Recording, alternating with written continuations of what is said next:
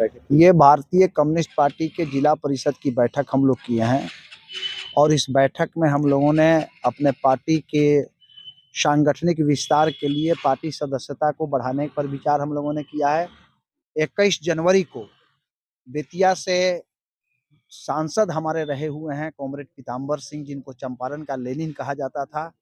उनके जन्म शताब्दी समारोह मनाया जा रहा है। 15 जनवरी से शुरू हुआ है। 21 जनवरी को हम लोग अपने जिला में उनके जयंती का 100वीं वर्षगांठ मनाएंगे।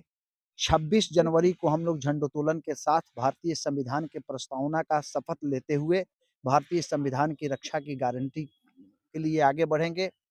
30 जनवरी को गांधी का शहादत दिवस है, इसलिए गांधी के स्टैचू पर फूल माला अर्पित करके हम लोग गांधी के विचारों को जीवंत रखने के लिए, आगे बढ़ाने के लिए हम लोग संकल्प लेंगे।